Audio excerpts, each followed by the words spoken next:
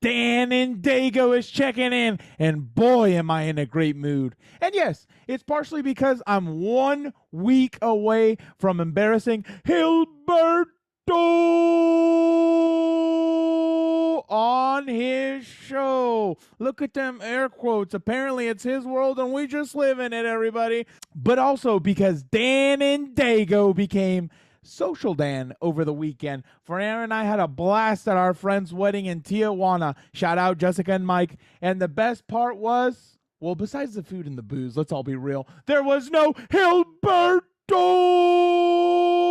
to kill our mood or my buzz with his negative views. I pity that man. One day he'll become a true compa and get invited to social gatherings with Social Dan, a little more refined Dan. But that stitch gets no sympathy from me, especially not right now. We're 1 week away, August 17th, from Dan and Daygo versus Gilberto. I bet Gilberto is trying to come up with some desperate attempt to cancel Dan and Daygo. Impossible. Won't happen. Can't happen. But TikTok, Captain Hook, I'm like the crocodile coming right after you. And time is running out on Gilberto and his 15 minutes of fame on the TikTok.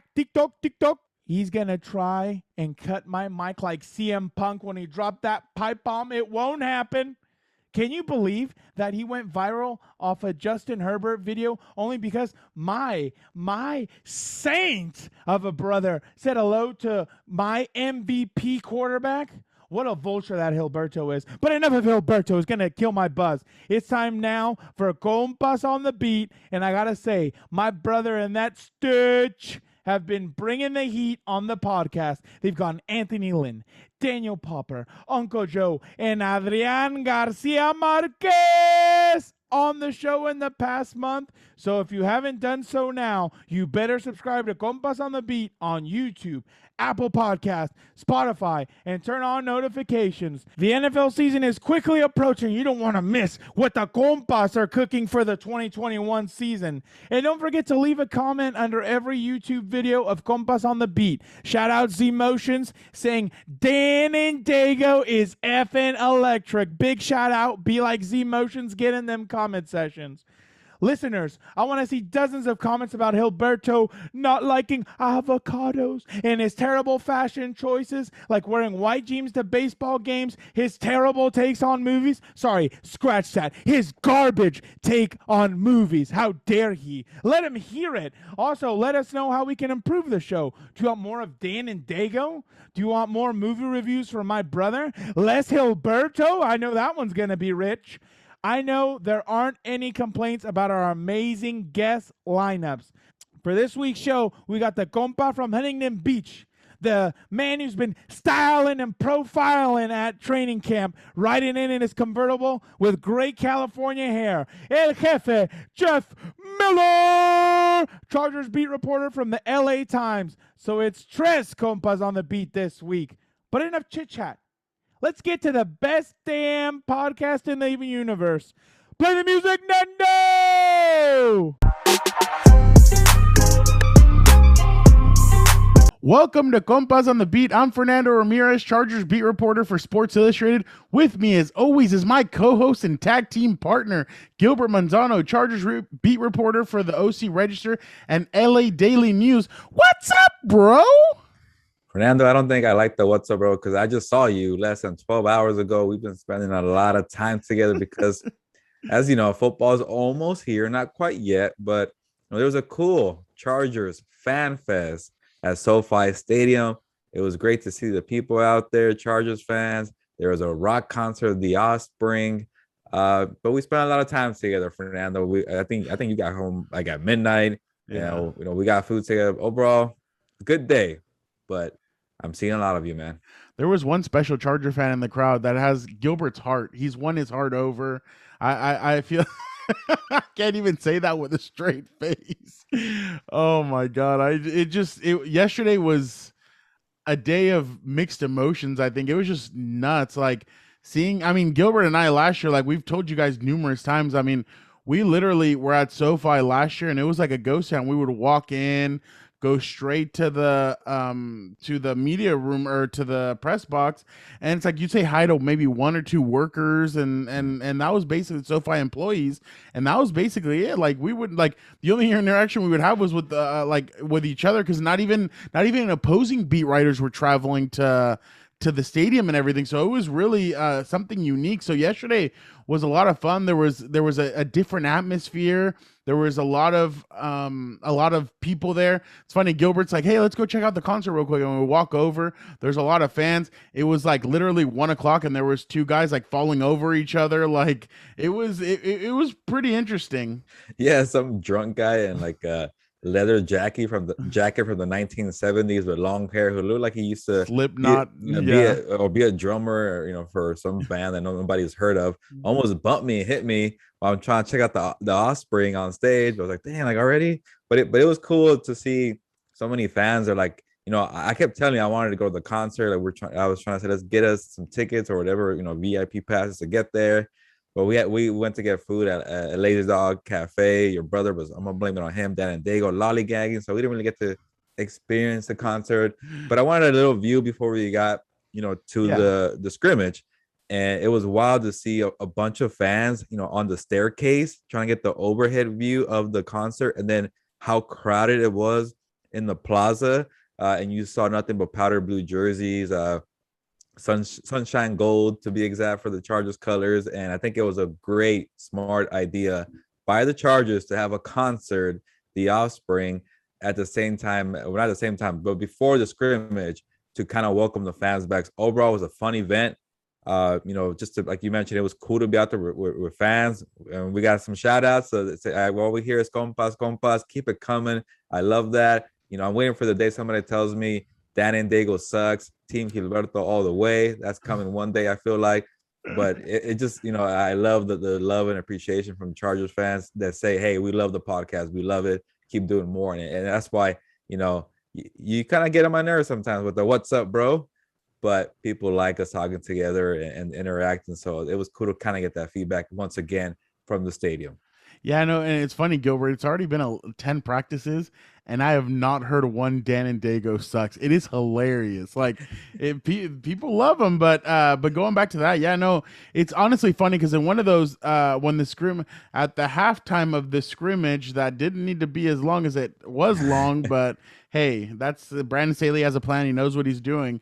But in one of those, like a fan starts pointing and waving and stuff like that. So I'm like turning around. I'm like, who is he trying to find? Like, is he trying to find somebody or like what's going on? And he's like pointing at me, and I'm like, me? He's like, yeah.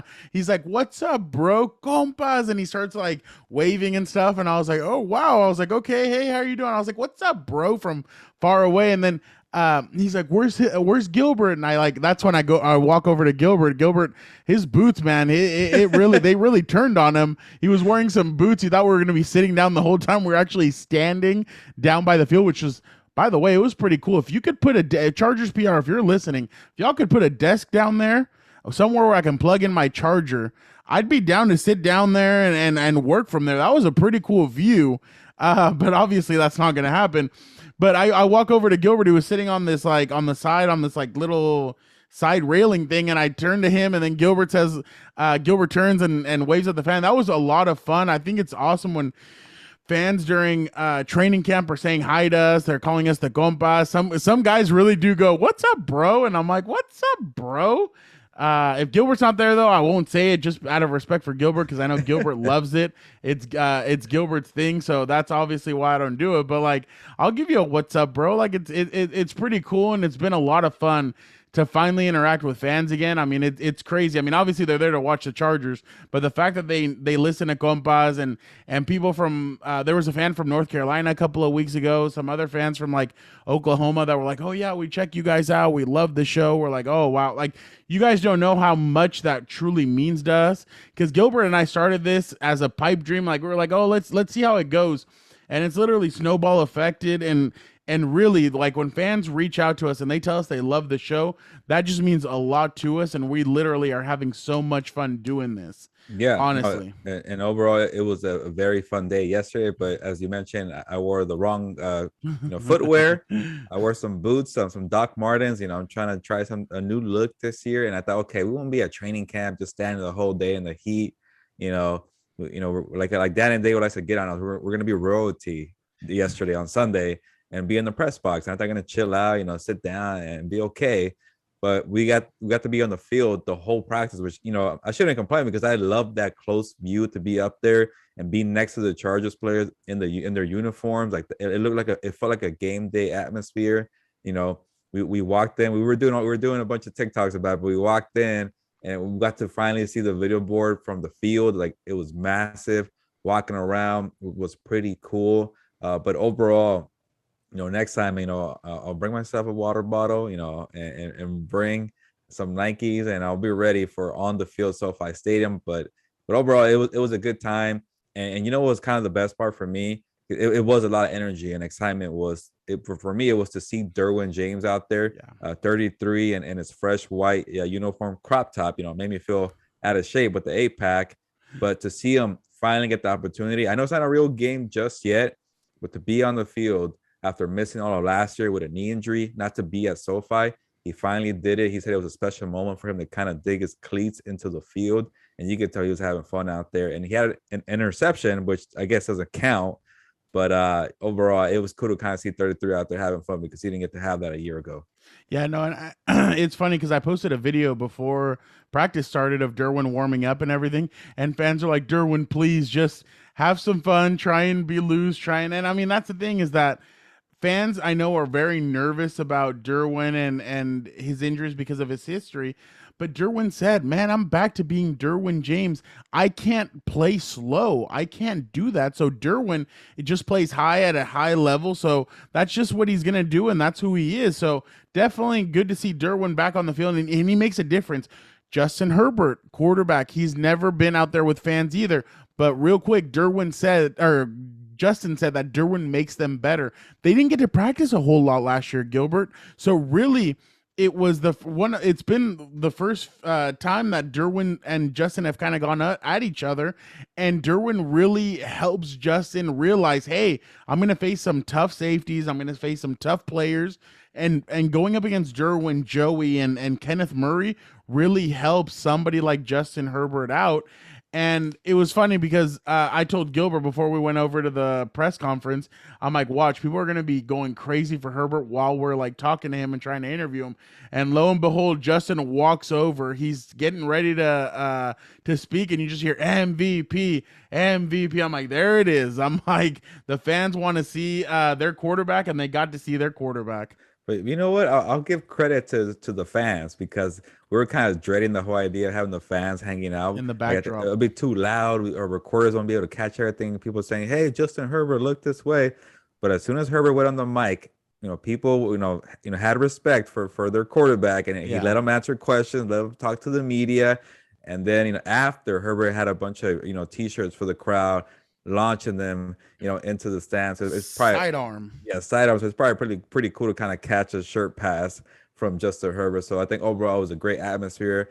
Hopefully everybody behaved and no fights. Yeah, you always see that at events, but I think overall it was a good atmosphere at concert. And yeah, Justin Herbert is the fan favorite. So that kind of hearing the MVP chance was pretty cool for him. And just to see Derwin and Justin Herbert going at it is pretty cool because yesterday I kind of tweeted, hey, here's some good, because we'll get into right now the injuries, but like here's finally some good news because the kickers were missing field goals as well. So it was kind of like, okay, it's kind of becoming a downer on the field, but Derwin James made an amazing interception, and people were like, is it a good thing that Herbert's throwing interceptions? I'm like, let's relax. Like, Derwin James is going to make interceptions on any quarterback in the NFL. Yeah. The biggest thing here is that Derwin James is healthy and he's back to his usual self from 2018 as a rookie when he was an All-Pro. And we kind of all wondered, knee injury, foot injury, can this be the same Derwin James? Like, I'm kind of worried about that. This summer, he quickly silenced that doubt because he's making dynamic, explosive plays. And yeah, he's doing it on Justin Herbert, but you want the best of the best going at it. But overall, Justin Herbert is okay. He's making plays out there, connecting with his tight ends, wide receivers, the offensive line. So I think, Herbert and Derwin James, who are, I think, the leaders on both sides of the team on offense and on defense. I think those two guys will probably be a shoe-in for captains when that comes around in September. But to see those guys going at it has been pretty fun. 100%. And I saw a picture that they posted, the Chargers did, of Derwin and Justin together, and I'm like, wow, QB1 and literally QB2, QB1 of the defense. So literally, those are their two quarterbacks on the field and everything. But it's interesting because I have yet to see. I mean, maybe Gilbert, I'm wrong, but I have yet to see a reckless pass from Justin Herbert. Like, there hasn't been anything where I'm like, oh, wow, like that was a reckless play. Usually he's been touched down, and that's when he makes those like throws where, I mean, it might get intercepted or whatever. But I haven't seen a throw yet where I'm like, oh, wow, like that was a bad play. But that's not, I mean, that's just something that I had to get out there to Gilbert. But if you think about it, this is a time of year where you should get a little wild. Like he knew he's already touched. If the play is over, it's a sack. You know how in football you get a free play, and like Aaron Rodgers does that all the time. Like, okay, that guy jumped, let me throw it up just in case and see what happens, and you could eat the interception because there's a flag. In practice, nothing's gonna happen. You got touched. Let me try that out. And yeah, he's throwing interceptions in that way. So you're right. Like, they haven't been like these like really bad plays. A couple of tip last balls. year. Yeah, like last year, like that first one on Melvin Ingram when it came out. But hey, you want to make those mistakes, get them out the way. So there's been a few interceptions, but overall, he looks like the same old Justin Herbert to me. 100%. And you know what's funny? I mean, you guys who have been following us for a while, you guys know that Compas got your back. We try and give you guys the best info and everything. Man, yesterday, Gilbert, we were right there, right place, right time when, I mean, and obviously it was bad, but Justin Herbert sends a pass or throws a pass to Jared Cook, and Kenneth Murray tackles him out of bounds. Kenneth starts crawling on the ground, and you're like, oh, wow. And he starts like grabbing his leg, and I'm like, ooh, could it be like something that the late great Kobe Bryant had towards the end of his career? Could it be something like that? And you're like, and then he's like he grabs the turf, and he like, I don't know, it just didn't look good. And he's able to, Kenneth is able to get up. He starts walking around. They take off his cleat, and in one of those, he starts trying to like get back into it to see if he feels good. And Ty Long asked him, and we're standing right there. Ty Long asked him, "You good, bro?" And then he just goes like that. He's like, "Yep," like basically telling him, "Yeah, I'm fine." So that was a little nerve-wracking, I'm sure, for Charger fans and for the Charger staff. And then obviously, real quick, Corey Linsley walks right past us and heads to the tunnel, and he had his left shoe untied. So Brandon Staley said foot injury for Corey Linsley. He said ankle for Kenneth, and he said if this was a real live game, it would be a different story if those guys would have came back. But the Chargers decided not to bring them back in yesterday, and after that, really, the Chargers kind of went a little bit tighter on.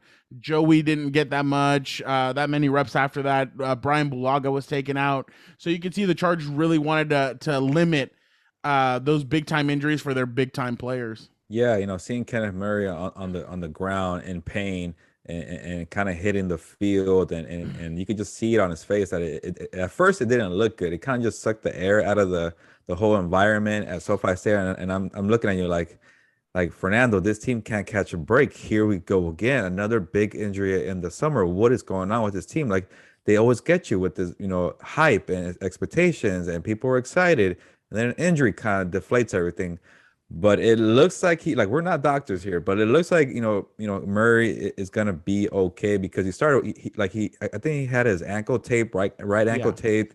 Tom Telesco went to go check in on him. He kept saying, I think I'm good. I thought Tom Telesco could have been in the Olympics competing. Coming over. Yeah. And then but the kind of the good side was like he didn't really leave the field right away. No. He put on the cleat again, like he wanted to go again.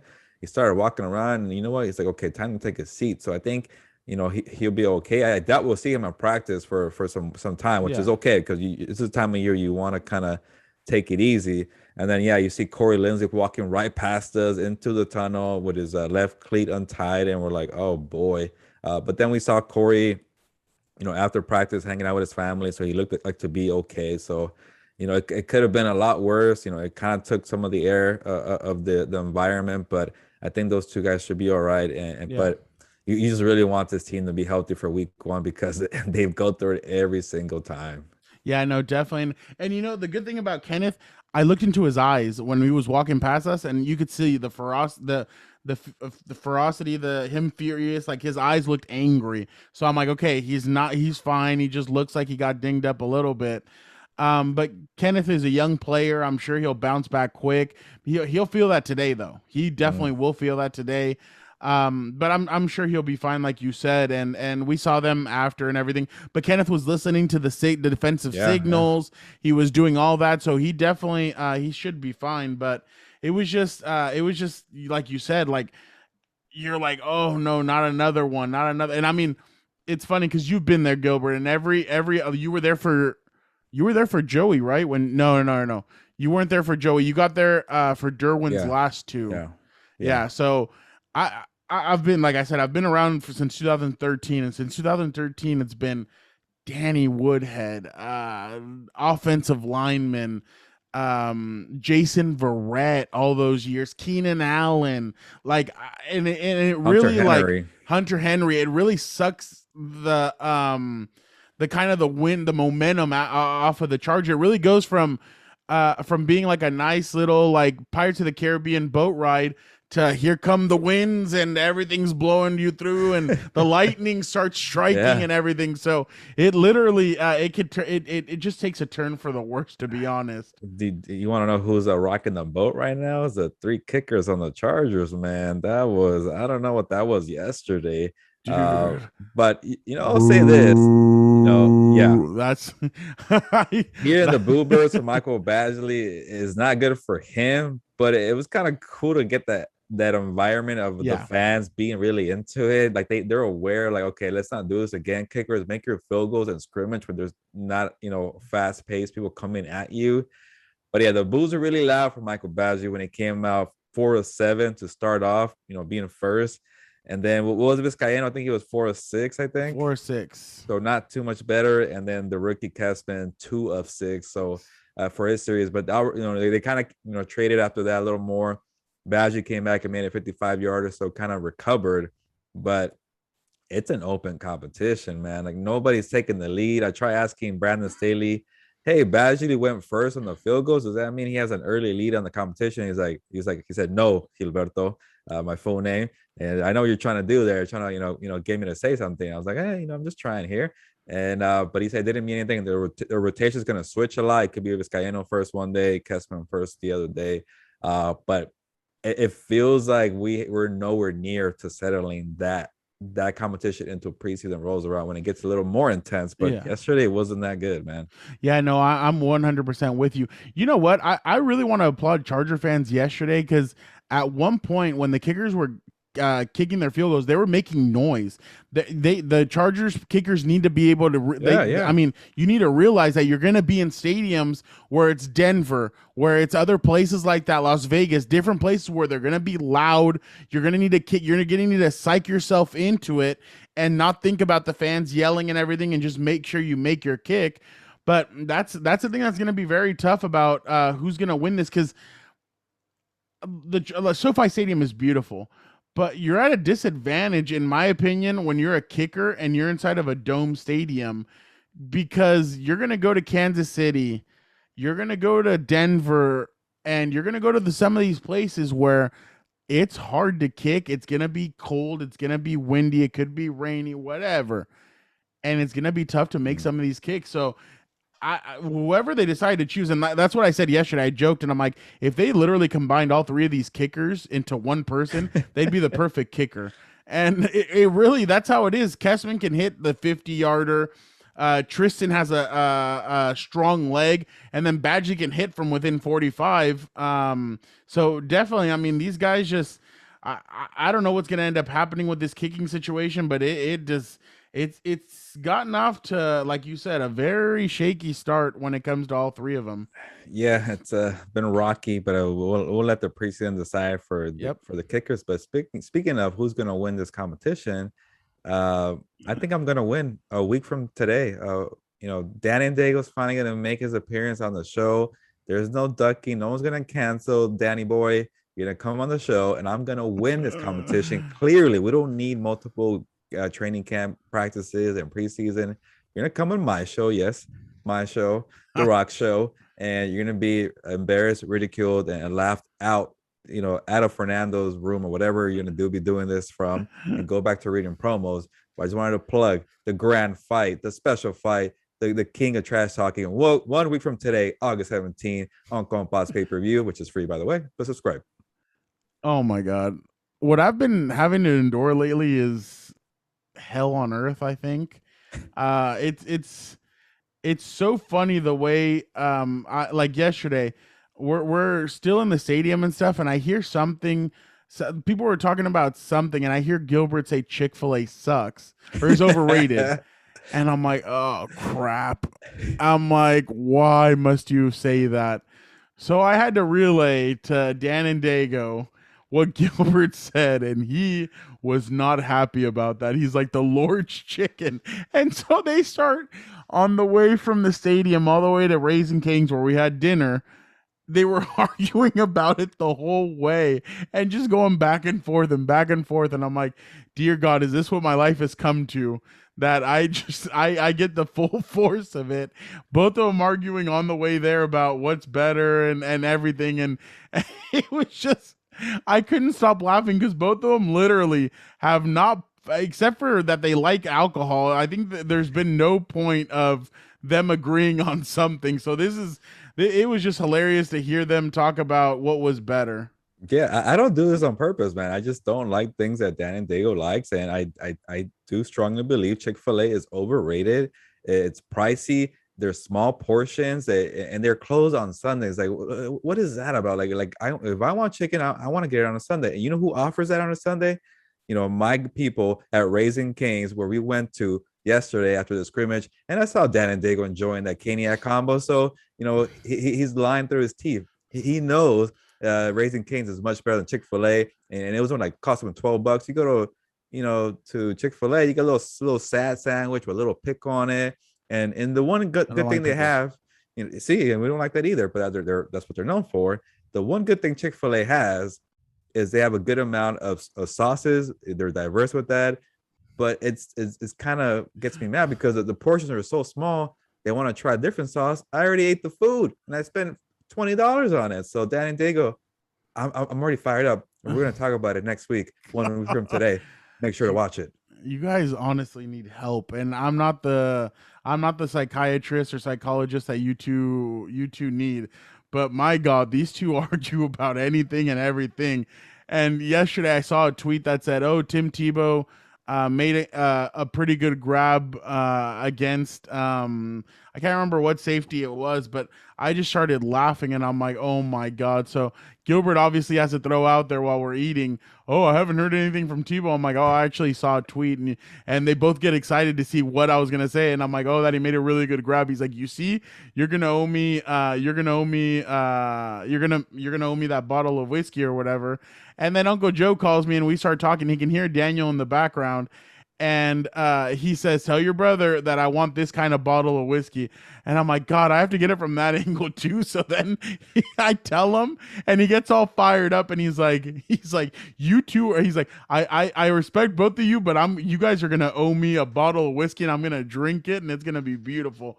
So I'm honestly excited for when the 53-man roster lineup comes up, because it is gonna be funny to see all your guys' reaction, how it goes.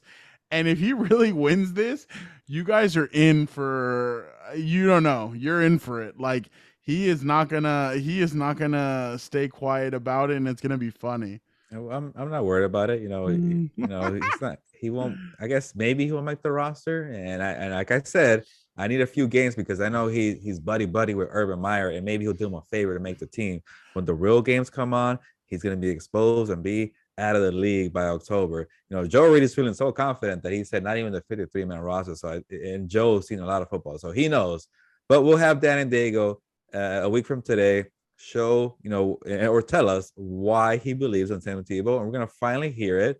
and then I'm a counter argument and say why he's wrong, and kind of give you a preview of what's to come when Dan Dale comes out. We're gonna, debate. We won't get all crazy like the people on Undisputed and whatever on ESPN. It's gonna be, two people who don't like each other, and we're gonna in a controlled environment and argue, about what's better, for music, reggaeton or country music, better drink, tequila or whiskey, why avocados are terrible and why some people who are, delusional like them.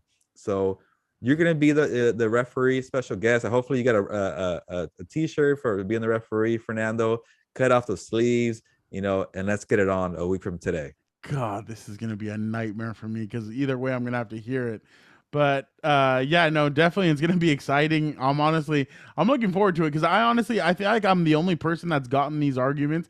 And one time at Korean barbecue, I got it with Uncle Joe and Gilbert against my brother. So he holds his own, and he holds his own pretty well. But I want to talk about pay raises, Gilbert. And I mean, obviously, like you and I aren't in a position for that. I'm not talking about us. I'm talking about Buffalo Bills quarterback Josh Allen gets a 6-year extension worth $258 million with $150 million guaranteed. That means he's going to be making $43 million per year. What were the numbers again? Is that accurate? 6-year, $258 million contract. Okay, yeah, we need a raise, Fernando, because that is some good money. $43 million a year. Imagine that. Oh my God, it is incredible. What do you make of it first off? I mean, what do you feel like it's a little premature? Do you feel like it is? Do you feel like he deserves? I mean, obviously deserves. I mean, we're not the kind of people that decide that. But what did you make of it? And did you feel like the Bills made the right move? The first thing I thought about when Josh Allen made his money, I thought about Justin Herbert, obviously, because I cover the Chargers. I'm like, okay, in a couple of years, Herbert's gonna be making way more than that. And you think 43 million annually is a lot? He's gonna be touching like 55 million, 60 million. I don't know if things are getting better after the pandemic and the NFL is bouncing back. It could be in that range. I think Patrick Mahomes is still the highest paid quarterback, correct? I think around 45 million. Yeah. But in terms of Josh Allen earning it, I think he had such a great year where he put the talent and the skills together on the field, because it was a rough start for Josh Allen. I remember that rookie year was pretty bad for him. Year two, it was still kind of mixed emotions or mixed on the field, but he put it all together in 2020, and he looks just like Justin Herbert. It just took him a little longer to figure it out than Herbert, and obviously he's a little more head than Herbert because he's been in the league for 3 years, and he was an MVP candidate, and he took the Bills to the playoffs, and he really earned that. It's just it's kind of like a gamble because you only saw 1 year of it. Like you start thinking about Jared Goff and Carson Wentz and how these guys get paid, but you got to pay your quarterbacks. That's the thing. You don't want to be in a situation where you don't have a quarterback and you don't know who's going to be your quarterback. Like you look at what's going on in Houston, and there's things that are complicated, but these quarterback battles like Denver, you don't want to be in that situation. So pay the guy and make him happy, and maybe pay him early. It might be better for you because it's going to keep going up and up and up. But I just we're talking about this, Fernando, but these big arm quarterbacks are kind of taking over the NFL. Patrick Mahomes, Josh Allen, Justin Herbert, and now who knows with Trey Lance, people are just kind of raving about that rocket arm. So today's NFL, you're 6'5", you're a little bit mobile, you got a cannon for an arm. So I think Josh Allen fits that mold of today's quarterback, and I think he does deserve that contract. It's funny. I remember analysts were like completely like poo-pooing him when he was coming out of Wyoming.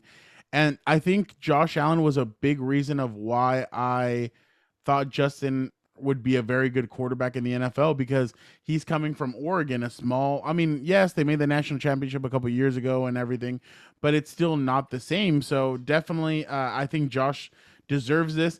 If they can if they can fix that defense, and if they can get him a solid running game.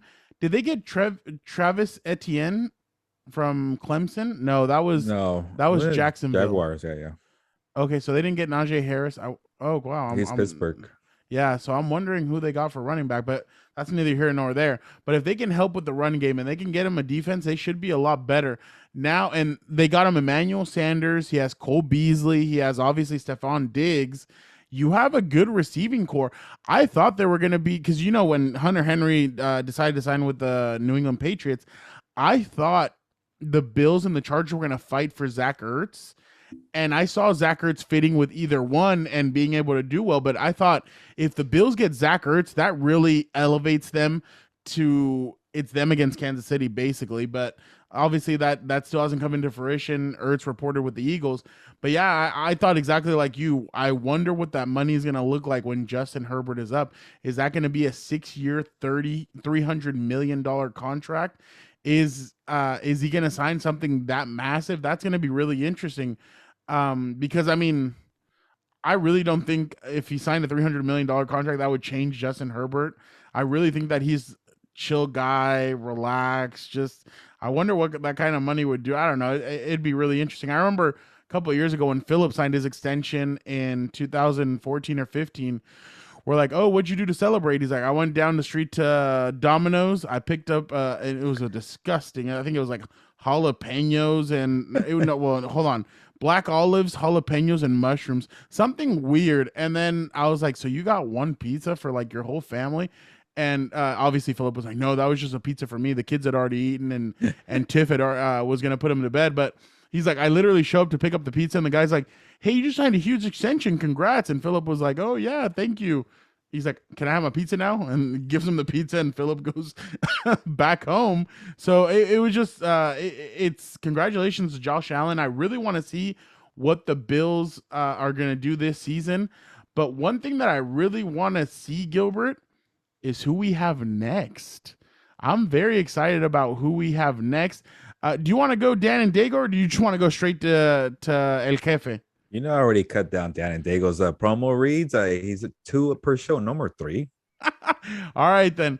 Coming up next, we are going to have El Jefe, Jeff Miller from the LA Times, joining us in the main event of Compas on the Beat. You won't want to miss it. Gilbert, I'm going to say some very nice things about our next guest. I hope he doesn't tell Uncle Joe and Daniel Popper about it, but this compa hails from Huntington Beach, and he has the best car among all Chargers reporters. He's also the fittest because he's done countless marathons, and he's El Jefe. That, of course, is Jeff Miller, Chargers beat reporter for LA Times. Now, Jeff, we saved the best for last. We now have had every Chargers beat reporter on Compas on the Beat. How does it feel being the main event? I feel like you're making that up because I actually was the last person you could possibly want to put on here. I think that's the truth. So I appreciate the kind words, but let's be honest. You reached a point where you had to put me on. So I'm going to take it though. I like you guys, even if you may not want me on your show. But here I am. So let's let's try to make the best of this if we can. Not true at all, Jeff. You get special treatment everywhere. I see the special treatment at Chargers training camp. That Miata, the red car that Fernando mentioned in the intro, you're parked on the field practically. You get the best parking spot at Chargers training camp. So, we see the special treatment. We want to give it back to you being the main event. But Jeff, we all love the car, the Miata. We need the backstory once again. We kind of know it, but I want our listeners to hear, what year that car is and how you kind of came about it. That car is the first year the Miata came out. It was like, I think it was like 90, 91, something like that. Anyway, my best friend bought it.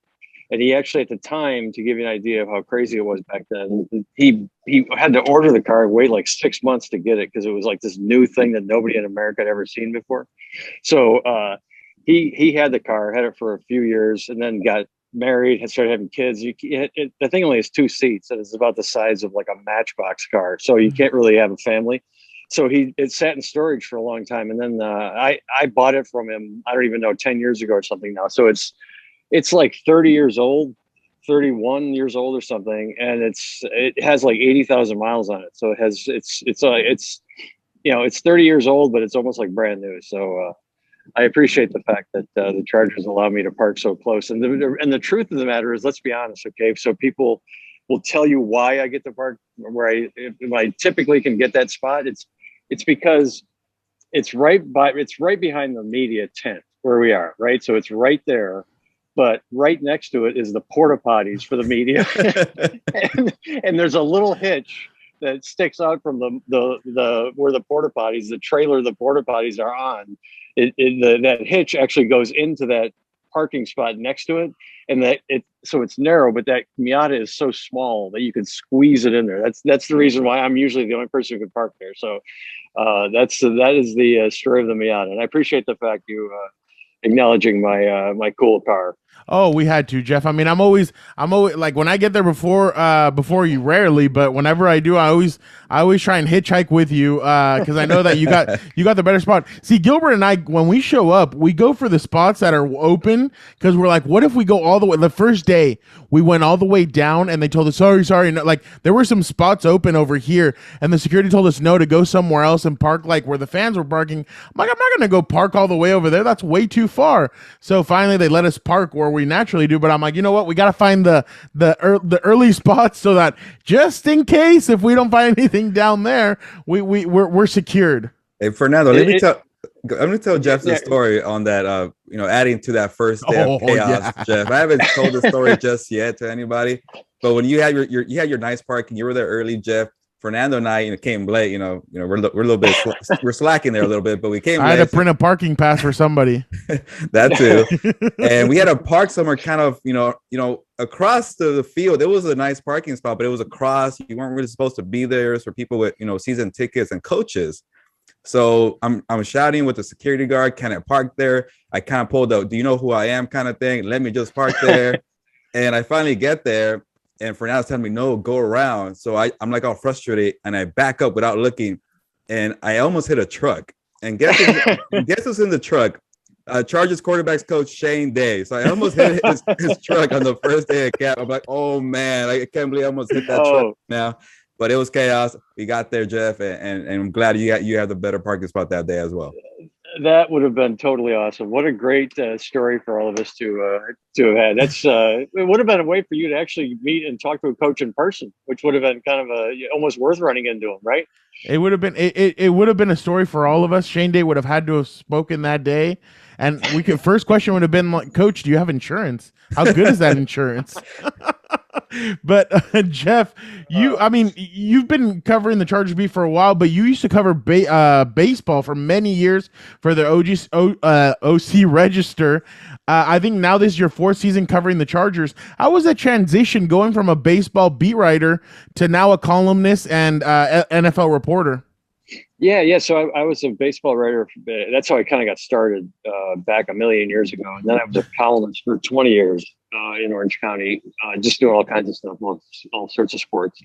And then toward the end of my career here, I got all of a sudden I'm back doing beat stuff again and doing football, which I had never done because there was no NFL team here forever. So in LA. So I didn't write much about the NFL. Literally, there were years the only NFL game I went to was a Super Bowl all year. I'd go to one game; it was a Super Bowl. So I did that a few times, but it's been fun and it's been different. Obviously, this is something that I didn't think I'd be doing anymore. But you don't usually go back to being a beat writer after you've been a columnist. But that's just the nature of the business, and I got laid off in Orange County, and I wasn't wealthy enough or old enough to be able to retire yet. So I had to do something, and I fell into this job at the LA Times, and I'm really fortunate. And I'm not just saying this, but guys like you two guys are getting to hang out with you guys. You've made it a lot better and a lot more. I have a lot more fun than I probably should be having, because this can be a grind. It can be a tough job. I think we got a pretty good beat. The guys, everyone gets along for the most part, and I think we all respect each other. And we have our little moments, but everybody does. So it's been interesting, but I enjoy it. And literally, I mean, you guys have made an old man feel a little bit better about my lot in life here. I could be a sour old curmudgeon-y guy, but I try not to be. What's funny, Jeff? Technically we're supposed to be rival newspapers, so I'm supposed to not like you, being for the Orange County Register, LA Daily News, like I said, LA Times, but somehow we're friends, and I'm glad that you're on the beat, with the LA Times, and you do great work there. I shouldn't give the shout out to the LA Times because we are rivals, but I love your work there, Jeff. and I'm glad you're on the beat. But you've been doing this for a couple of years now, or I think 4 years technically. I got there, 3.5 years ago, so we kind of been together on this ride as well for the Chargers. But it feels like every time it's July or August, and you start looking at the roster, Joey Bosa, Derwin James, and there's always sky high expectations for this team. And there's an injury or a blown game, and they always kind of fall apart. But Jeff, do you feel like expectations are a little higher this year than usual because of Justin Herbert and the new head coach Brandon Staley? And are you buying that expectation, or do you have a good amount of concerns for this team? Yeah, I think the expectations are much higher. With what Justin Herbert did last year, changed everything for this team. Just imagine if this was Tua, or this was if Tyrod Taylor hadn't gotten hurt and we didn't know anything about Justin Herbert, and now he's a rookie and we don't know what he's going to do. Or like I said, Tua, where you have questions of can this guy play? How's this going to go? Things would be really different around here, and they're not. I mean, everybody. It's kind of crazy. Like I think the expectations are probably a little too high, just given the fact that they've missed the playoffs the last 2 years, and there's a ton of unknowns with the coaches and how this is all going to go down. And so it's probably a little extreme, maybe on the expectations front. But it's interesting. The one thing I hope Charger fans appreciate is this team. For as long as I can remember, it has always been they've always had expectations. It's never been a situation where it was like, okay, this is a total rebuild. Team's got no chance. This is just kind of going to be a lost season or two while they kind of get resituated. Well, that's really hasn't been the case for the Chargers in a long time. And I don't even, Fernando, the history a little more of this franchise than I do. I don't even know the last time that would have been the case, because it's because of the quarterback. They've got Herbert now. They had Rivers forever. Before Rivers, they had Breeze. So really, how long 2003 first got here. They've had the one spot that's the most important, where you feel like, hey, we can win with this guy. You can win big with this guy. So I think hopefully Charger fans appreciate the fact that, maybe I know they got frustrated with Phillip a lot, and you can understand why, the way he, some of the games, the way some of those games ended. But, he always gave him a chance. And there's always a reason to be optimistic when you have the quarterback, when you have a guy at that most important position. So I think that's why the expectations for this franchise have always been high, at least, in the last couple of decades, and there's no reason for that not to be the case now. But I do think it's probably a little extreme, because we know guys are going to get hurt, and that depth is going to be tested, and that's when you find out how good these teams really are, is what they've got playing behind a lot of those starters, because some of those guys are definitely going to get hurt. We all know it happens to every team. Yeah, Jeff, there is a theme for the Chargers having good quarterbacks: Drew Brees, Phillip Rivers, Justin Herbert. But the other theme of the Chargers, bad offensive line play. They can't protect some of these guys. But I think this year they might have figured it out. But I feel like every year they kind of, they tweak it. They get some free agents, they get hurt, and it just doesn't work out. But I feel like it's a different kind of reload, drafting. That's the biggest thing, drafting a guy in the first round, Rashawn Slater, which they kind of ignored the left tackle position a year ago. Adding him, spending money on Corey Linsley, Matt Filer, Odi Abushi, and still having Brian Bulaga, who was a free agent prize from 2 years ago. But do you feel like that group could gel together and maybe solve that problem that they've had for years of protecting the quarterback?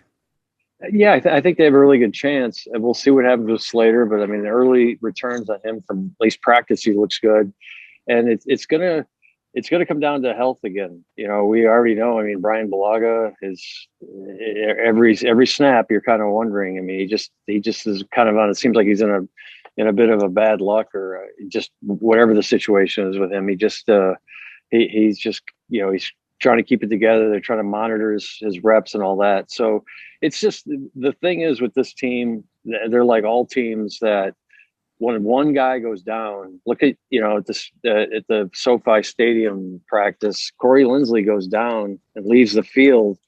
And, Scott Quessenberry, he's, God bless him. He's a veteran now. He's been around a long time. He can play, but he's not an all-pro Corey Linsley. And all of a sudden you look, and those positions, when a guy like that goes down, they get really thin really fast. So it's going to come down to, again, trying to stay healthy and trying to just, as far as like gelling and all that coming together, I don't think that's going to be a problem. They're all veterans except for Slater. They played a lot and they know how this works, but there's going to be moments where they're going to need some of those second guys to come in and keep it together, and we'll just see if they can do it. But hopefully it seems like they've taken a little more serious this time around and trying to rebuild the line and invested a little more. So maybe this will be the year that they get a few breaks with injuries, and we can see what a good offensive line looks like. Yeah, no, definitely, Jeff. And it like you mentioned it right now. I mean, Drew Brees, Phillip Rivers. It's kind of crazy that they landed Herbert so quickly after Phillip left. Did you think that how long did you really think that this quarterback search was going to go on after Phillip left? I mean, there was so much uncertainty. Like, did you think would lightning would strike again for them in the quarterback position? It would. You'd think no way, right? I mean, who's that lucky? But they, think about, if the Dolphins had taken Justin Herbert, and then I assume we all kind of probably assume, right, they would have taken Tua. Yeah. And who knows where that would be right now. So they got a break there. It seems like when the Dolphins decided to take Tua and Herbert was sitting there just waiting for him. So I don't think anybody, who would have bet that? Right. I mean, Gil, you've worked in Vegas. Like, what would the odds have been? They're very slim. They're going to lose. And, a year ago at this time, we were all writing about the transition between Phillip and Herbert, right? Because we thought it was going to be Tyrod Taylor for a season. And then we know what happened there. And all of a sudden Herbert emerges as this superstar, in the making. So no, I think, again, I just hope Charger fans, as much as they and understandably lament, the injuries and the history of these tough losses and how they have never won a Super Bowl and all that. There is a thought, and maybe it's almost a karma thing where this is what we keep giving you a quarterback. So you don't have that frustration. I mean, just think how many NFL cities out there and all they talk about is how they've never had a quarterback. Well, the Chargers can't say that. Chargers fans can't say that. So I think they're really fortunate. And I think they, especially with what Herbert did last year, everybody on that organization understands we got something here. We got to try to win like right now. That's why this team's very interesting. They're not content on just being a pretty good team, and they're trying to win the next couple of years here because they've got a young quarterback on a rookie deal. And this is the time that, and we know that in the NFL, this is the time to try to win is right now for this team. Yeah, especially because Josh Allen just got paid, and just going to keep on going up and up and up. But all right, we all know Jeff knows the Chargers. That's obvious from his fine stories and reporting at the LA Times. But Jeff also knows long distance running. Jeff, you've been, like we said, you've been all over just covering teams in different cities and everything. What's your favorite city to run in? Wow, that's the first time anyone's ever asked me that. So which is my way of stalling to try to think of what. That's what we bring at Compas. We bring those kinds of questions where we're gonna make you think. Yes, you guys do. You're excellent at that. There's so many good ones. Everyone loves San Francisco. Everyone loves Seattle because you can run on the water. You can run, get in some hills and stuff. Those are great places. What I love doing is I love going, if I'm in St. Louis, I run through the Arch. If I'm in New York, I run to Central Park and run through Central Park. Wherever I am, I try to if there's something to see, I'll try to go do that. If there's waterfront, I'll always try to run toward that. So, those are a few of my favorites. So, we'll see, first trip is to Washington, DC, and hopefully that morning of the game, I can get, I've spent very little time in DC. So my goal for that trip is to get to maybe run by some of these monuments and some stuff I haven't seen. So maybe, if we talk during the season, maybe my answer will change and maybe Washington, D.C. will be the greatest place ever because that'll be a new experience for me. Gilbert, what's funny real quick? Last year, Jeff and I both went to Cincinnati for game one. And Jeff, Cincinnati obviously is not the kind of city where Jeff is talking about, like New York and all these other places.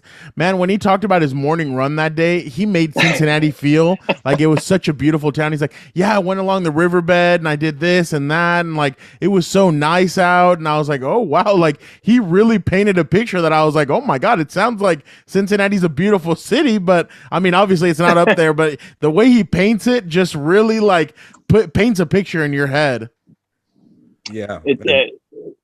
Jeff, Go I ahead, was gonna say you make me feel like out of shape sometimes, because you tell me every time I just want to run, and I'm like, Jeff, how are you waking up so early and still going to Chargers practice? It's funny. So this is like one of my little pet peeves that I have about this is like you hear these stories. We all have written these stories, right? Where we write that the guy wakes up at 5 a.m. to go work out, and he's working out in the dark, and this is unbelievable how serious this guy is. Look at this guy. He's no wonder he's a champion. So whenever I've written those stories. So we all have. Yeah. But all I would say is if you go to a 24-hour fitness, like anywhere in a decent sized city at 5 a.m., there's people in there and there's people like me in there, because that's the only time you can work out. You've got to get up early and work out in the dark, because otherwise you'll never do it. So, there's a lot of people doing that, and I don't want to make it sound like I'm something amazing, but I get up early. I'll get up when it's still dark and do my thing. But part of that is because I'm so old now. It takes me forever to get warmed up and get loose, and I have my own little activation period I have to go through. So it's some of that's a concession to being old. And then the other thing is, I know that if I try to go to camp and work and then I try to work out after that, there's no way it's going to happen, because I'm going to be falling asleep. So there's players who have their crop tops. The offensive linemen don't. That's how I feel. I'm on the offensive lineman side. If Jeff was a player, he'd be the Kenneth Murray, the Derwin James with the crop top up, like showing it off, because that's how Jeff is. I'm joining my buddies on the offensive and defensive line that don't like doing that, because they know they ain't got nothing to show. Well, let's be honest. If I was on a football team, I would be the kicker at best, and there's no way the kicker does not show up with a crop top. So I would, for the record, I would not have a crop top. Gilbert, I think he wants to talk kickers. I think that's what he's trying to do. You know what? Yeah, we haven't even asked him about kickers or Little Pickle. All these topics that Jeff loves. So how about we do a rapid fire question? No stalling, like on the question about the favorite city to run in, Jeff. So let me give you, on top of my head, 4 questions. Answer real quickly. All right. Better city, Miami area or Los Angeles area? Miami. Who's winning the Chargers kicking job? Tristan Vizcaino. Best sandwich place in all the world? Little Pickle, baby. 100%. There you go. And one more. Who is the greatest baseball player you've ever covered? Mike Trout. Boom. Rapid fire. See, I got the old man's brain still can kind of go a little bit. But I'll be honest with you. I getting a little sweaty palms. I wasn't sure what you were going to ask me. Real quick. I wasn't even sure myself. The last one was like, oh, baseball. I was sure I was going to choke at some point there and get totally tongue tied. So, Jeff, before we let you go, you showed us something before we jumped on here. Show us that view. We keep on seeing it, but we need to see that view. So I need to ask you guys, you young guys, tell me now, when I do this, am I flexing or is this drip? You're flexing. Is this flexing? Oh yeah. So so drip is more of like, what is that? Drip is like when you're wearing like fashion. Swag, like fashion. Okay. That's drip. Derwin James has drip. Yeah. Okay. So I have so we can safely say I have no drip, but you can flex. This is my flex right here. So I'm going to do this. And, oh boy! Dang. Look at that. See that, people? That's nice. Respect your elders. See that? Ladies and gentlemen, Jeff Miller of the LA Times. Jeff, thank you so much for jumping on Compas. We truly appreciate it. And let fans know where they can find your awesome work. Well, I appreciate you guys having me on, and I won't take it personal that I was the last choice that you main event. So maybe if we keep going, maybe week 17, 18, whatever, maybe you can get me on one more time. LATimes.com. We have a Charger blog, which we're trying, like everybody, to try to get as much coverage and try to. So you can go and look at our live blog. I don't know why we call it live, because all blogs are live, aren't they? But anyway, it's. That's where, if you click on that, you go there and there's a page and you can find our blog. It's got the latest stuff on there. And then Jeff Miller, LAT is my handle, right? Say on Twitter. There I don't you know. You go. guys tell me. You guys are doing this, so I'm just kind of Jeff, trying we're to not embarrass flexing, we're myself. dripping, we're doing all that. We love it. Thank you so much, Jeff. Thank you, guys. Have a good one. We'll see you out at camp. All right, Gilberto, you've been caught. I know what you did this summer. Our good friends at Brewery X in Anaheim hooked it up with their fine beer selections, and you didn't share with Dan and Daygo and Fernando? Does this sound like a compa, everybody? You took cases of their fine pilsners, hazies, and hard seltzers? Come on, Gilberto. You got to share that Brewery X product because they have the best beer in all of Southern California. But that's okay. That's okay, Gilberto. I'll be heading to Brewery X in Anaheim soon. And listeners, you should too. I'm telling you, this is the place to be. Brewery X in Anaheim has the best atmosphere for these summer nights. I hope they have close parking for Gilberto over there, because let me tell you what he did on SoFi on Saturday when we went to watch the Chargers scrimmage. My lord and my liege, the whole way was complaining about how far he had to walk. Well, forgive him. The royalty over here can't be bothered taking a few extra steps, even though he's going to be in the shade the whole time. But that's all right. Now let's get to Una Mas, presented by Brewery X in Anaheim. I hear Fernando has more movie reviews, and he's giving out fresh avocado ratings. Meanwhile, Alberto is eating rotten avocados and watching dating shows. What's this guy doing? But anyway, let's get to the best segment in all of podcast land. Una Mas! There you have it from Dan and Daygo, Brewery X. Obviously, good friends of the Compas. Now that we're starting Una Mas, I'm sorry to disappoint people out there. I know they love my avocado movie reviews. I'm sad to say that I haven't been to the movies in a while. I've been in training camp mode. I know I need to go. I will be going to the movies pretty soon, but I'm sorry to disappoint, but I don't have that today, Gilbert. Wow. I am, just crushed that you don't have avocados to give out. I was hoping this is the week where you kind of give a bad review and you just crush my, you know what, here's a rotten avocado for you because you've been so terrible, a director, filmmakers, or whatever they are. And I was kind of excited because you've been giving out a lot of fresh avocado ratings lately on these movies and TV shows. And I was hoping I'll hear about Ted Lasso, which I haven't watched. Season 2, we should together and kind of do that one together because we both like that one. But you know what? I got ahead of the game. I even watched Suicide Squad. I thought you would be all over it, and I won't say anything because that's your thing. But yeah, go ahead, Fernando. No. It's one of those things where I've been in like training camp mode, and like literally, I'm not lying. I go to bed at 7:30 at night, and I'm waking up at 5:45. Last night I didn't go to bed till 1:30 because we got back. We talked to my sister for a little bit, and we hung out and everything. And at 1:30 I go to sleep. I wake up at 5:45, and I'm like, why am I up? And I was up. I had there was no way for me to get back to bed, so I was like, okay, whatever, I'm up. So I was in training camp mode. But Friday's our day off before the preseason game against the Rams. So Friday I will be going to the movies. I may watch a double feature of The Jungle Cruise with Dwayne "The Rock" Johnson. And there you go. I'm gonna go watch The Rock, and then I'm gonna go watch John Cena and Suicide Squad 2. There you go. So there you go. I'm gonna go watch both of them. I'm gonna check out each of their movies. I'm excited about that. But Gilbert, I got a question for you.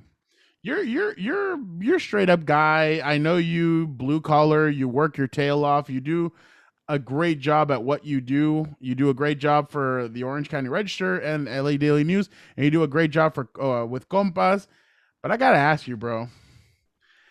There was a report out that Quavo. I know we're getting in the rap game now. Quavo's assistant makes $5,000 per day. Gilbert, before I got some math right here.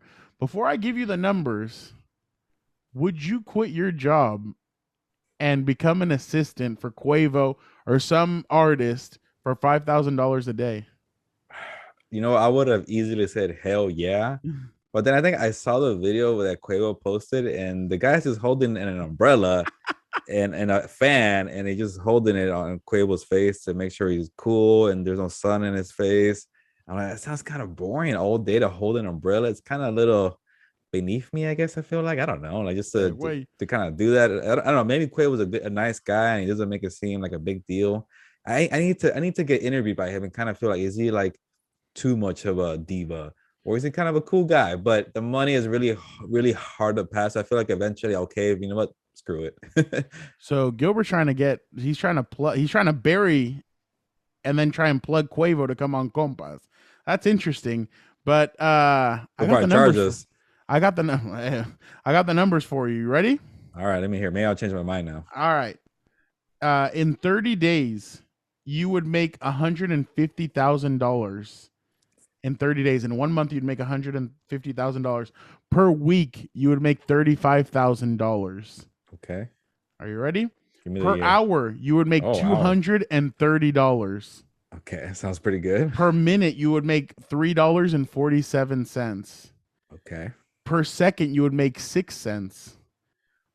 In 365 days, you would make $1.825 million.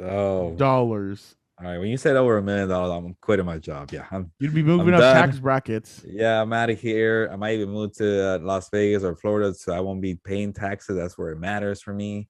I won't be doing Compas. I'm just gonna be chilling. Oh no, you still do Compas. No. I'm making $1 million. Why? When you stayed home from school when you were a kid, did you ever watch The Price is Right? Yeah, every now and then. Yeah. Okay. Do you remember the yodel? I do not. Okay. Do you remember the game where the guy, like, they would guess on prices, and if they were like, it would be a little yodeling man, and if the goal was to not knock it over, you had to make it as high up the mountain as you could, and if you did, you'd win a car, you'd win this, you'd win that. That's how life is, Gilbert. The tax bracket. You wanna climb. You wanna make it. You wanna fall over, Gilbert. You're right now in the middle, probably in the middle. Don't you want to yodel and try and make it all the way? Can you imagine? You'd be in a different tax bracket. Well, yeah, I just told you after. And you'd be living in Florida or Texas. Yeah, if I'm a millionaire, I'm doing it, man. I don't know if I'm even middle. I know who your roommate would be if you'd move to Texas or Florida. Who's my roommate? I would have a roommate if I'm rich. I know, well, because you'd want him there. Oh no, that guy can live in the outhouse. Never allowed inside. Only time I'll go hang out is when getting a drink together. That's there you go. Kind of decent. You know what? He could be the assistant to Cam, your pit bull. He could be Cam's assistant. Yeah, that'd be cool. Yeah, if I'm rich, I'm an assistant to Quavo, and then I have my own assistant. Like, it's just like a pecking order, you know. That's kind of. Can you imagine like making $5,000 per day to hold an umbrella? It's just, when I saw that, I literally was like, Quavo, number one, you're a boss. 2, you're creating jobs. 3, oh yeah, that assistant, I mean, I've been around agents, I've been around all kinds of those, and yeah, sometimes, I mean, you see the craziness that they have to go through. Like, I remember I was interning at an agency, and I remember when I was in college, and I remember a certain player called. I'm not going to disclose names. He called and he's like, "Hey, so like my girlfriend found out about my a girlfriend that I have on the side. Like, can you help me out?" Like, it's crazy the stuff that like players have to. And then another guy was like, "Hey, I'm on my flight right now, about to land in I think he was like landing in New York. I need a car service now." And like you had to call and get the car service, and it's just like, dude, what? Like, this is madness. So it literally, I mean, when you're an agent, when you're this or when you're that, you know you're in for a hurricane of favors. But I mean, for that kind of money, I mean, heck, I would reconsider everything. Yeah, I guess when you say all these random kind of tough tasks, I don't know how much it appeals to me, but you know, all you want to do is, you know, as long as you're having fun with your job and you're making rich, that is the goal. If you're doing it with, like I said, if you're doing it with somebody that you really like or have fun with, and they treat you right, those kind of being an assistant, those type of jobs, they're not a problem for me. I feel like assistant to the regional manager. There you go. You're the Dwight Schrute of whoever it's going to be, Michael Scott. There you go. Yeah, exactly. Before we go, I mean, there's something I have to mention, and when you're compas, when you're friends, You don't try and like leech off of somebody and get fame on certain social medias with something that a certain friend does every single time that a player comes up to the podium. But Gilbert he fed off of it, and he has now gone viral on TikTok because of his compa right here. Gilbert, take it away. I was waiting for you to call me out, and you know what? I shouldn't feel ashamed because I did give you credit. I said you You are the did. person saying hello to Justin Herbert in this video. The only place I didn't mention it was on TikTok, and No, it yeah. went viral. People didn't want to see your name and in my post, I guess, and it kind of just it blew up. But I should maybe go in the comments and say, hey, that voice is Fernando Ramirez, to give you some credit that way. Hey. But so if you haven't seen the video, you probably have, because I'm not trying to brag, over 380,000 people as of Monday have watched this video. And it's just a simple video of Justin Herbert saying, how's it going, guys? And you know who he's responding to is Fernando saying, how's it going, Justin? And that interaction, that whatever 5-6 seconds clip, I caught it on my camera, and I think maybe Fernando might be a little jealous because he's a camera guy. This guy has his camera, fancy 3 lenses. Me working for a newspaper, I can't even afford the 2 lens iPhone. So your videos come out better, and also to give you credit, you have that camera out ready to go whenever something happens. You're on high alert. You are the best when it comes on the Chargers beat to having the camera. But for once, I got the best of you because you're so busy being a nice guy and having manners and saying hello to the quarterback that I took out my phone. Great interaction between you two, and I went viral. And I am a TikTok star today. And I told you I had this journey of being a TikTok star a few months ago, and it's finally happened. And it's kind of a good thing that you helped me get there along the way, because we are compas and we help each other. So there you go. I wonder when the check is going to come in the mail. Is it going to come in the mail? They're going to Venmo you, or I need a lot more followers still and views and likes. So keep helping me, and then a check will come. There you go. What's funny is that I feel I'm always the one that greets the players. Like when they come up, I'm like, hey, Derwin, how you doing? Hey, what's up, G? Or like stuff like that. Or like other player, like Corey Lindsley came up the other day, and I'm like, hey, Corey, how you doing? He's like, good, thank you. And like, I don't know. I just feel like, yeah, it's a press conference, but it's cool to like say hi to them and kind of tell them like, oh, hey, how you doing? And so I don't know. I just I just think it's funny though that like 6 seconds and you got about almost 400,000 views. That to me is hilarious. And I'm gonna plug myself now. There is a part 2 of how's it going, guys, from Justin Herbert.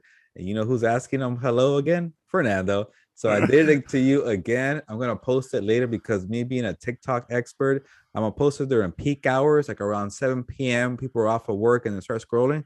Oh, They're I gonna never thought see. about that. Yeah, they see. You take my classes. I was teaching you yesterday how to do the Yeah, hashtags. no, and then Gilbert FYP. actually was teaching me yesterday. I just So want to let actually you all follow know Fernando. I'm on TikTok.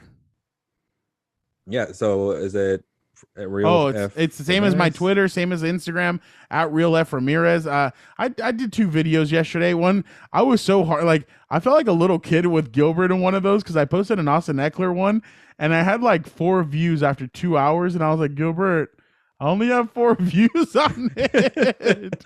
I'm like, I it takes felt like time, a little kid. man.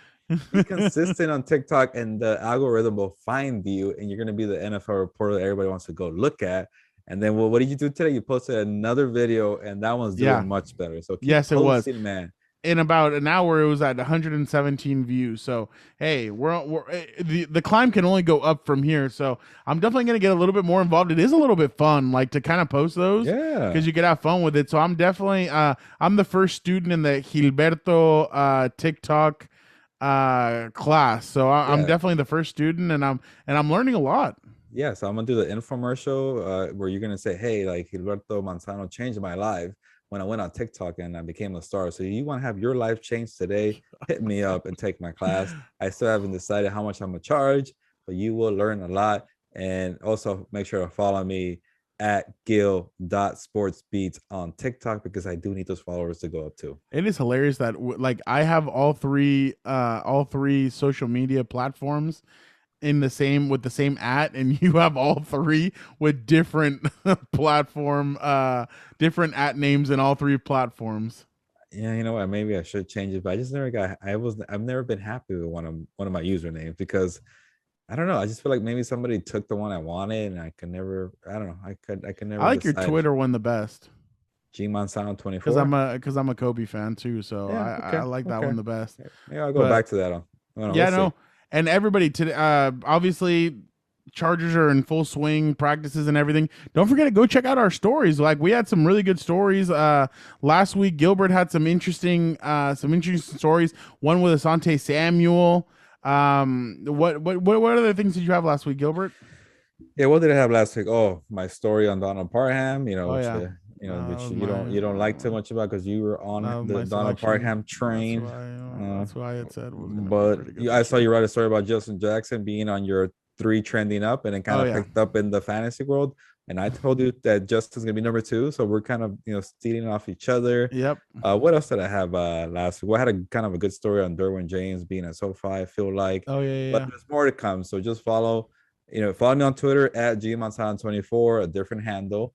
And I tweet all my stories there and just check them out. Also, I have a newsletter that I need all you listeners to subscribe to at the Orange County Register. It's called Notes and Bolts, and that's where you can have a one-stop shop for all my stories with some analysis. So make sure to subscribe to the newsletter. It's free. I need that base to grow up for subscribers. So if you see me tweeting about it, which I will a lot, I say, hey, sign up right here. Make sure to sign up to the Notes and Bolts newsletter. There you go. You have it. I had some stuff about Chris Harris Jr. and Derwin James are going to be positionless players. They've been learning from each other about the other's position. So that was a pretty fun story. Got some other things in the work. I had 3 up, 3 down for players right now in training camp, and I'll have some more stuff coming out this week. But we definitely appreciate you guys rocking with us. We love it. If you guys are at training camp, let us know. If you guys are at SoFi on Saturday for the Chargers Rams preseason game, let us know. If we're walking by, say, what's up, compas? What's up, bro? Or the compas, or whatever you guys want to shout out. We definitely appreciate it. Thank you guys so much. But for right now, you know what? I'm going to go try and find a $5,000 a day paying job. But as I said, for right now, Gilbert, vámonos. Ya nos vamos, pues vámonos.